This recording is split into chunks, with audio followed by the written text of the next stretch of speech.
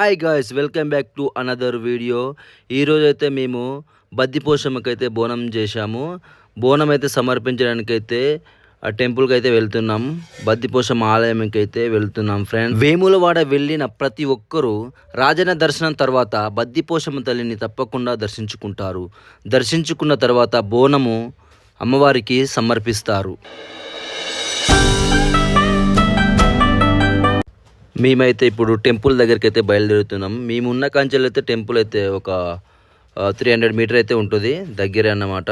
నడుచుకుంటూ అయితే మేమైతే అందరం 2 ఫ్యామిలీస్ అయితే వెళ్తున్నాము. ఈ టెంపుల్కి రావడం మాకు ఆనవాయితీ. ప్రతి 2 ఇయర్స్కి ఒకసారి అయితే ఈ టెంపుల్కి అయితే మేమైతే వచ్చి దర్శించుకుంటాము. ఇప్పుడు మా చిన్నప్పుడు కూడా మా నాయనమ్మ అయితే వెంట పెట్టుకుని అయితే తీసుకొచ్చేది. వేములవాడ రాజజిన్నను దర్శించుకున్న తర్వాత బద్దిపోషమ్మ తల్లిని కూడా దర్శించుకునేది.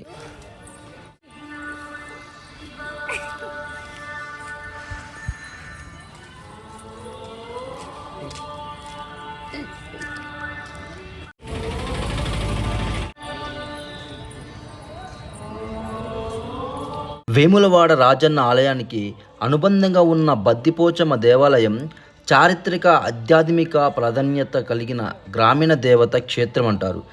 ఇది రాష్ట్రకూట వంశానికి చెందిన బద్దిగ భూపతి రాజు ఈ ఆలయాన్ని నిర్మించారని, ఆయనే పోచమ్మ తల్లి విగ్రహాన్ని ప్రతిష్ఠించారని కూడా చెబుతారు.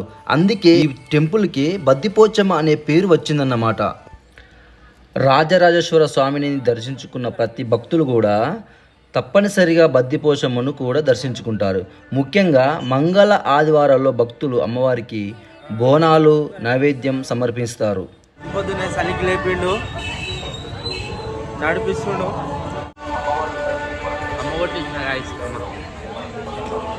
అమ్మ బాబాయ్ కొట్టించుకోమంటే కొట్టించుకోలే. మా పిండి పర్మిషన్ కావాలంట మా బాబాయ్కి. ఏంది కాలంలో కూడా మా బాబాయ్కి పిండికి భయపడుతుంది.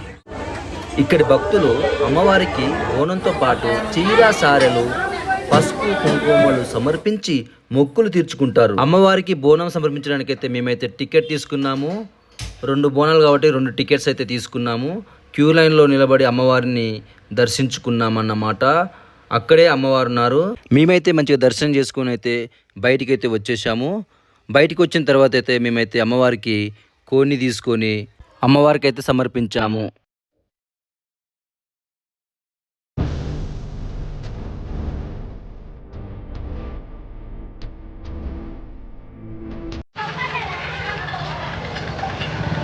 ఇక వంటలు అయితే అయిపోయినాయి.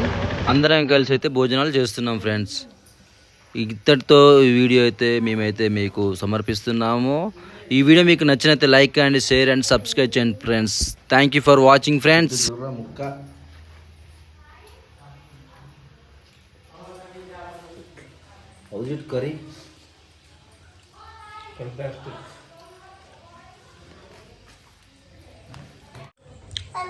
సిద్ధు చెప్పురా, నీ పర్ఫార్మెన్స్ చెప్పు, ఇక్కడ నీ ఎక్స్పీరియన్స్ చెప్పు. ఎట్లా అనిపించింది? రకరకాలు ఉంది సార్.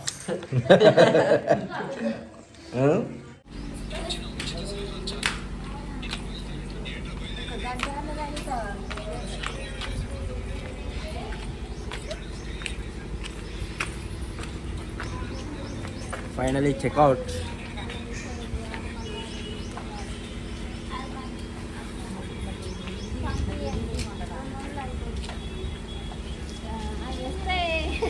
ఈ సాయంత్రం అయిపోయినా మళ్ళీ సాయంత్రం అయినా ఉంటుంది కానీ మొక్కుంది కదా.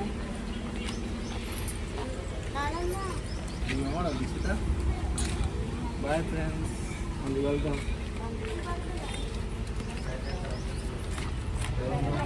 నెక్స్ట్ మేడారం 2.